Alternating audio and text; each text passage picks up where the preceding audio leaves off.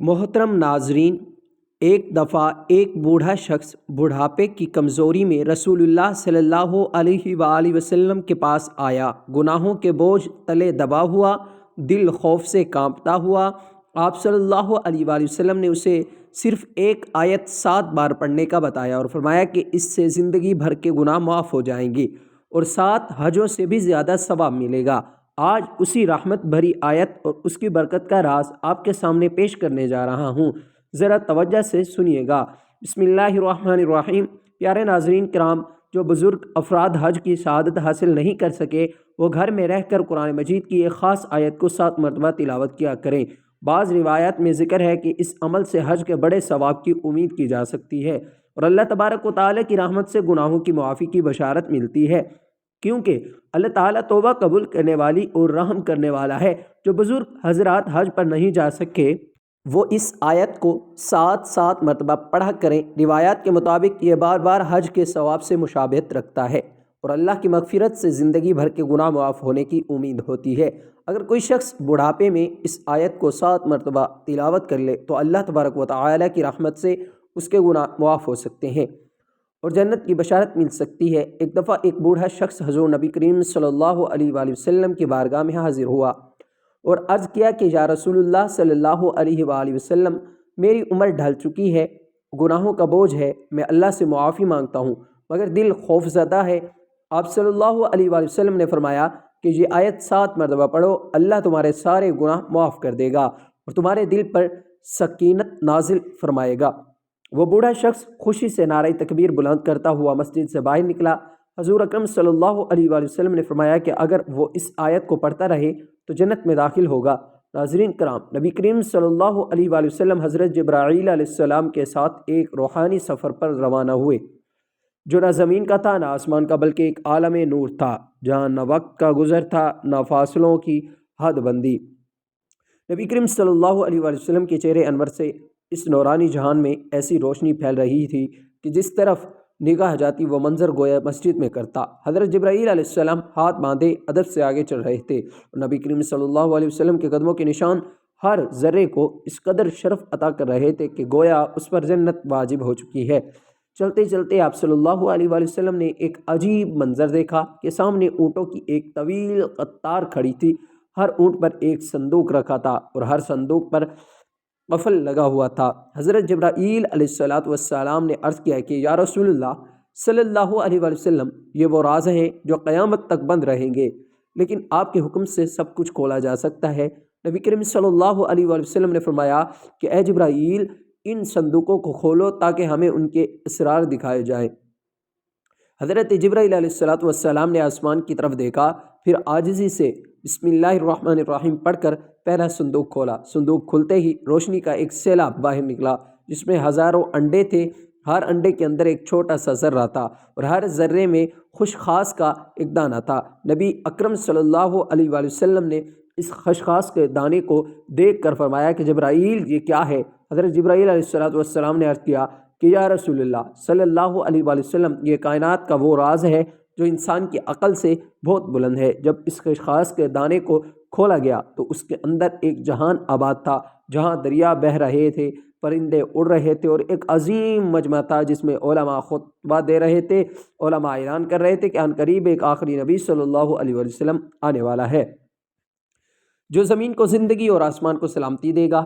حضرت جبرائیل علیہ السلام نے علماء سے کہا کہ اے صاحبان علم، وہ نبی آ چکے ہیں اور یہ جو آپ کے سامنے کھڑے ہیں یہی وہ آخری نبی صلی اللہ علیہ وآلہ وسلم۔ تمام علماء فوراً اپنی جگہ پر ادب کے ساتھ کھڑے ہو گئے۔ ان کے چہروں پر نور کی چادر آ گئی اور ان کی زبانوں سے بیک وقت ایک جملہ نکلا، مرحبا یا حبیب صلی اللہ علیہ وآلہ وسلم۔ نبی کریم صلی اللہ علیہ وآلہ وسلم نے فرمایا کہ اے جبرائیل، یہ منظر تو ایسا ہے کہ دل کو کپاہٹ ہو اور روح وجد میں آ جائے۔ حضرت جبرائیل علیہ السلام نے عرض کیا کہ یا رسول اللہ صلی اللہ علیہ وسلم، یہ تو ایک صندوق کا راز ہے اور اس جیسے ہزاروں صندوق ہیں، ہر صندوق میں لاکھوں جہان ہیں اور ہر جہان میں آپ کی آمد کا ذکر ہو رہا ہے۔ آپ کی نبوت کی روشنی ان انڈوں کے اندر داخل ہو کر عالموں تک پہنچ چکی ہے۔ پھر پیارے پیارے آقا صلی اللہ علیہ وسلم ایک اور صندوق کے قریب گئے جبرائیل علیہ السلام نے بسم اللہ الرحمن الرحیم پڑھی اور صندوق کھولا تو اندر ایک شہر تھا جس کے در و دیوار پر لکھا تھا لا الہ الا اللہ محمد الرسول اللہ۔ اس شہر کے ہر مکین کی پیشانی پر نور تھا اور سب ذکر کر رہے تھے۔ یہ منظر دیکھ کر نبی کریم صلی اللہ علیہ وآلہ وسلم کی آنکھوں میں آنسو آ گئے اور آپ نے فرمایا کہ جبرائیل یہ کون لوگ ہیں؟ جبرائیل علیہ السلام نے کہا کہ یہ آپ کی امت ہے جو ابھی دنیا میں نہیں آئی مگر ان کے دلوں میں آپ کی محبت رکھی جا چکی ہے۔ ان کا رزق، ان کی دعا، ان کا ایمان سب اسی ذکر سے ہے۔ نبی کریم صلی اللہ علیہ وآلہ وسلم نے فرمایا اے جبرائیل اگر یہ سب میری امتی ہیں تو کیا ان کے گناہ معاف ہوں گے؟ تو حضرت جبرائیل علیہ السلام نے کہا کہ یا رسول اللہ صلی اللہ علیہ وسلم اگر وہ آپ کا نام لے کر ایک بار بھی آنکھ بھر کے رو لیں گے تو ان کے گناہ زمین سے آسمان تک معاف کر دیے جائیں گے، اور اگر وہ ایک مرتبہ بھی یہ مختصر کلمہ پڑھ لیں سبحان اللہ و بحمدہ لا الہ الا اللہ والحی القیوم تو ان کے نامہ اعمال میں 1000 نیکیاں لکھ دی جائیں گی۔ نبی کریم صلی اللہ علیہ وآلہ وسلم نے فرمایا کہ جبرائیل ان صندوقوں میں کتنی نشانیاں ہیں؟ جبرائیل علیہ السلام نے عرض کیا کہ یا رسول اللہ صلی اللہ علیہ وآلہ وسلم ان میں ہر شخص کے راز ہیں جو آپ سے محبت کرتا ہے، ہر وہ آنسو محفوظ ہے جو کسی نے رات کی تنہائی میں آپ کا نام لے کر بہایا۔ ناظرین کرام، اللہ تبارک و تعالی فرماتا ہے کہ اے ابن آدم ہم نے تجھے مٹی سے پیدا کیا اور مٹی میں ہی لوٹائیں گے، مگر اس درمیانی سفر میں تجھے عقل دی، شعور دیا، اعضاء دیے، دل دیا، آنکھ دی، کان دیے، زبان دی، اور سب سے بڑی نعمت یہ دی کہ تجھے اپنے بندوں میں چن لیا اور کہا کہ یہ زندگی کھیل تماشا نہیں، ہم نے تیری زندگی کے ہر مرحلے کو نشاندہی کے ساتھ بنایا۔ جب تو رحم مادر میں نطفہ تھا ہم نے تیری تخلیق شروع کی، پھر گوشت کا لوتھڑا بنایا، پھر اس میں روح پھونکی، جب تو پیدا ہوا تو والدین کی گود میں خوشی کا ماحول بنا، دودھ پیا، غذا کھائی، پھر کھیل کود میں مشغول ہوا، پھر جوانی آئی جسے سنجین کہا گیا، پھر داڑھی نکلی تو غلام کہلایا، پھر مرحق ہوا جب پورے جوش سے مرد بن گیا، پھر شاب کہلایا، پھر رجل جب 30 سال کی عمر پار کی، پھر جب 40 سال کا ہوا تو شیخ کہلایا، جب عمر ڈھلنے لگی، ہڈیاں کمزور ہوئیں، بینائی کمزور ہوئی تو ارذل العمر میں داخل ہوا اور یہاں سے زندگی کا زوال شروع ہوا۔ حضرت انس رضی اللہ تعالیٰ عنہ سے مروی ہے کہ رسول اللہ صلی اللہ علیہ وآلہ وسلم نے فرمایا کہ جس کی عمر اسلام میں 40 کو پہنچ جائے اللہ تعالیٰ اسے 3 بڑی بیماریوں سے محفوظ فرماتا ہے، جنون، جذام اور برص۔ جب وہ 50 سال کی عمر کو پہنچتا ہے تو اللہ تعالیٰ اس پر حساب آسان کر دیتا ہے، جب وہ 60 سال کا ہوتا ہے تو اللہ اسے اپنی طرف رجوع کی توفیق دیتا ہے، جب 70 سال کا ہوتا ہے تو آسمان والے اس سے محبت کرنے لگتے ہیں، جب وہ 90 سال کا ہوتا ہے تو اللہ اس کے تمام پچھلے گناہ معاف کر دیتا ہے اور اس کا لقب آمین اللہ اور اسیر اللہ رکھا جاتا ہے، یعنی زمین پر اللہ کا قیدی، کیونکہ وہ قوت سے محروم ہوتا ہے، خواہشات مر چکی ہوتی ہیں اور وہ قیدی کی طرح زندگی گزارتا ہے۔ حضرت ابوبکر صدیق رضی اللہ تعالی عنہ سے روایت ہے کہ ایک شخص نے حضور صلی اللہ علیہ وآلہ وسلم سے پوچھا کہ سب سے بہترین شخص کون ہے؟ آپ صلی اللہ علیہ وآلہ وسلم نے فرمایا کہ جو بڑھاپے کو پہنچے اور اس کی نیکیاں بہت زیادہ ہوں، اور سب سے برا وہ ہے جو بڑھاپے کو پہنچے اور اس کے گناہ زیادہ ہوں۔ ناظرین کرام، حضرت ابن مسعود رضی اللہ تعالیٰ عنہ بیان کرتے ہیں کہ رسول اکرم صلی اللہ علیہ وآلہ وسلم نے فرمایا کہ قیامت کے دن ابن آدم سے 5 سوال ہوں گے، جن میں ایک یہ ہوگا کہ اپنی جوانی کہاں خرچ کی، اپنی عمر کس چیز میں ضائع کی، اپنے علم پر کتنا عمل کیا۔ ایک شخص حضرت علی رضی اللہ تعالیٰ عنہ کے پاس آیا اور کہنے لگا کہ میرے بال سفید ہوتے جا رہے ہیں، یہ کس چیز کی علامت ہے؟ آپ نے فرمایا یہ یاد دہانی ہے کہ تو اس دنیا میں نہیں رہے گا اور ان قریب اس دار فانی سے رخصت ہونے والا ہے۔ ناظرین کرام، حضرت سعد رضی اللہ تعالیٰ عنہ سے روایت ہے کہ نبی کریم صلی اللہ علیہ وآلہ وسلم نے فرمایا کہ نمازوں کے بعد یہ دعا کرو، اے اللہ میں بزدلی سے تیری پناہ مانگتا ہوں، ارذل عمر کی طرف لوٹائے جانے سے تیری پناہ مانگتا ہوں، اور قبر کے عذاب سے تیری پناہ مانگتا ہوں۔ ارذل عمر سے مراد وہ عمر ہے جو انسان بچپن کی حالت کی طرف لوٹ جاتا ہے، نہ خود کی صفائی رکھ سکتا ہے، نہ سونگھنے دیکھنے اور سننے کی طاقت رہتی ہے، اور گھر والوں کے لیے بوجھ بن جاتا ہے، عقل کمزور ہو جاتی ہے اور لوگ موت کی تمنا کرنے لگتے ہیں۔ علامہ عینی رحمہ اللہ علیہ فرماتے ہیں کہ ارذل عمر وہ عمر ہے جب انسان اپنی عقل کھو دیتا ہے، سمجھنے کی طاقت نہیں رہتی، یادداشت ختم ہو چکی ہوتی ہے اور اس کی حالت معذور بچے جیسی ہو جاتی ہے، وہ عبادت نہیں کر سکتا بلکہ کسی انسان کو نہیں پہچان پاتا۔ حضرت عطا نے حضرت ابن عباس رضی اللہ تعالیٰ عنہ سے روایت کی کہ جو شخص قرآن کریم کی تلاوت کرتا رہے، اللہ تعالیٰ اسے ارذل عمر کی طرف نہیں لوٹاتا۔ اکرمہ نے فرمایا کہ جو علم قرآن سے جڑا رہے وہ کبھی ذلت والی عمر کی نہیں پہنچتا، بلکہ جتنی عمر بڑھتی ہے اتنی ہی عزت بڑھتی ہے۔ اللہ تبارک و تعالیٰ فرماتا ہے کہ ہم نے انسان کو مٹی سے پیدا کیا اور پھر ہم اسی سے وفات دیتے ہیں، اور بعض کو ناکارہ عمر کی طرف لوٹاتے ہیں تاکہ وہ جاننے کے بعد بھی کچھ نہ جان سکے۔ اے بندہ مومن، اگر اللہ نے تجھے جوانی، صحت اور طاقت دی تو اس کا شکر ادا کر اور نیک اعمال کر تاکہ بڑھاپے میں تیری آسانیاں ہوں۔ نبی کریم صلی اللہ علیہ وآلہ وسلم نے فرمایا کہ جو شخص 7 مرتبہ یہ آیت پڑھ لے، اللہ تبارک و تعالی اس کے تمام گناہ معاف کر دیتا ہے۔ 7 بار حج کرنے سے زیادہ ثواب ملے گا اور زندگی بھر کے تمام گناہ مٹ جائیں گے۔ ناظرین کرام، بوڑھے لوگوں کی عبادت کا ذکر قرآن و حدیث میں خاص اہمیت کے ساتھ آیا ہے۔ بڑھاپے میں عبادت کرنا نہ صرف عظیم اجر کا باعث ہے بلکہ آخرت کی بھی کامیابی کا ذریعہ بھی ہے۔ قرآن پاک میں اللہ تعالیٰ فرماتا ہے کہ جو کوئی نیک عمل کرے گا، خواہ وہ مرد ہو یا عورت، بشرط یہ کہ وہ مومن ہو، تو یہی لوگ جنت میں داخل ہوں گے اور ان کے ساتھ ذرہ برابر بھی ناانصافی نہیں کی جائے گی۔ بڑھاپا توبہ اور رجوع اللہ کا بہترین وقت ہے۔ نبی کریم صلی اللہ علیہ وسلم نے فرمایا کہ اللہ تعالیٰ بندے کی توبہ قبول کرتا ہے جب تک اس کی روح حلقوم تک نہ پہنچ جائے۔ بڑھاپے میں جسمانی کمزوریاں اور بیماریاں عام ہو جاتی ہیں، لیکن صبر کرنا اور اللہ کا شکر ادا کرنا بھی عبادت ہے۔ اللہ تبارک و تعالی فرماتا ہے کہ اگر تم صبر کرو اور پرہیزگاری اختیار کرو تو یہ صبر کرنا ہمت کے کاموں میں سے ہے۔ بوڑھوں کی دعائیں خاص طور پر قبول ہوتی ہیں کیونکہ وہ دل کے خلوص کے ساتھ اللہ سے مانگتے ہیں۔ نبی صلی اللہ علیہ وآلہ وسلم نے فرمایا کہ 3 لوگوں کی دعا رد نہیں ہوتی: مظلوم کی دعا، مسافر کی دعا، باپ کی دعا اپنے بیٹے کے لیے۔ بوڑھوں کو چاہیے کہ باقی مانندہ زندگی اللہ کی عبادت، توبہ، ذکر اور دعا میں گزاریں۔ یہ نہ صرف گناہوں کا کفارہ بنے گا بلکہ آخرت میں بلند درجات عطا کرے گا۔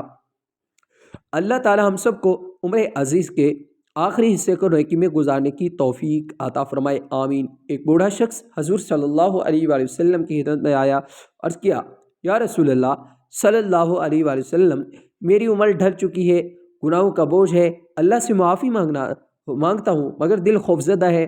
آپ صلی اللہ علیہ وسلم نے فرمایا کہ یہ آیت 7 مرتبہ پڑھ لو، اللہ تبارک و تعالی تمہارے سارے گناہ بخش دے گا، تمہارے دل پر سکینت نازل فرما دے گا، 7 بار حج کرنے سے زیادہ ثواب ملے گا اور زندگی بھر کے گناہ مٹ جائیں گے۔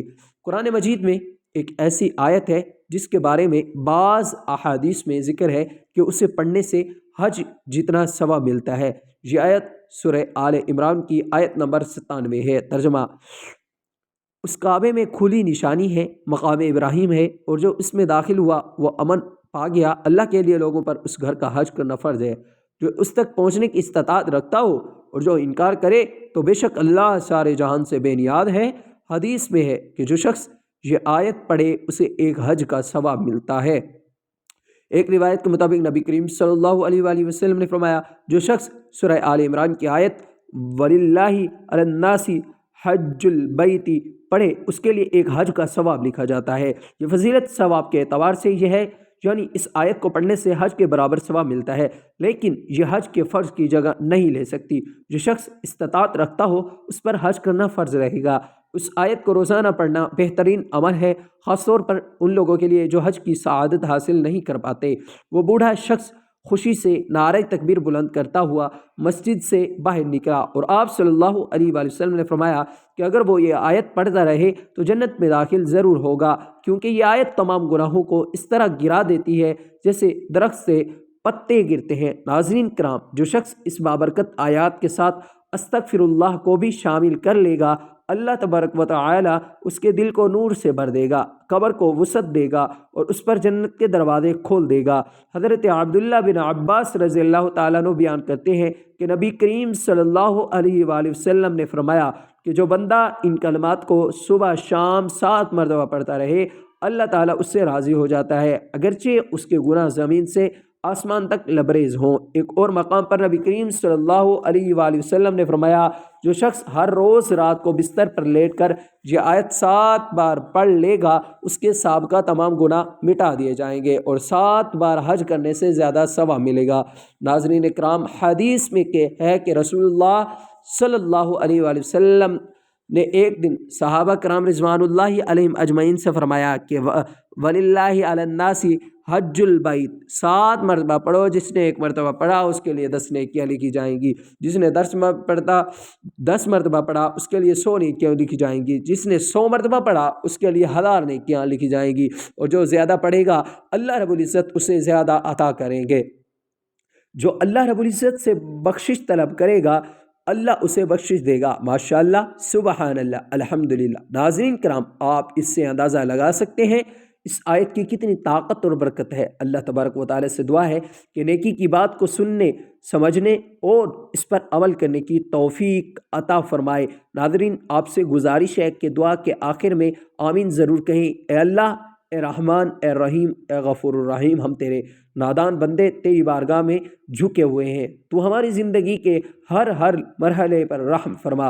جوانی میں ہمیں نیکی کی توفیق دے، بڑھاپے میں ہمیں توبہ نصیب کر، اور موت کے وقت ایمان کی حفاظت فرما۔ جو بزرگ حج کی سعادت سے محروم رہے ان کے دلوں کو قرآن کی تلاوت اور ذکر کی برکات سے بھر دے، ان کے گناہ معاف فرما، ان کی قبروں کو نورانی کر اور انہیں جنت الفردوس میں اپنے حبیب صلی اللہ علیہ وآلہ وسلم کے پڑوس میں جگہ عطا فرما۔ اے اللہ، ہم سب کے خالق، ہم سب کو عرض العمر کی ذلت سے بچا، ہمیں قرآن سے جوڑے رکھ اور عمر کے آخری لمحات میں تیرا ذکر نصیب فرما۔ تمام امت مسلمہ کو حج بیت اللہ کی سعادت نصیب کر، جو نہ جا سکے ان کے لیے گھر بیٹھے ثواب حج عطا فرما، اور ہم سب کو اپنی رحمت کے سائے میں رکھ۔ اے کریم، ہمارے والدین، اساتذہ اور تمام بوڑھے مسلمانوں پر رحم فرما، ان کی دعاؤں کو قبول کر اور ہمیں ان کی خدمت کی توفیق دے۔ یا اللہ، ہمارے گناہوں کو معاف فرما، دل کو سکون دے اور آخرت میں کامیابی عطا فرما۔ آمین سم آمین یا رب العالمین۔ محترم ناظرین، اگر آپ کو یہ ویڈیو پسند آئی ہو تو ویڈیو کو لائک کریں، دوستوں میں شیئر کریں، چینل کو سبسکرائب کریں اور کمنٹ باکس میں اللہ تعالیٰ کے 99 ناموں میں سے کوئی بھی ایک نام ضرور ٹائپ کریں۔ اگلی ویڈیو تک کے لیے اجازت دیجیے اپنے بھائی کو۔ اللہ حافظ۔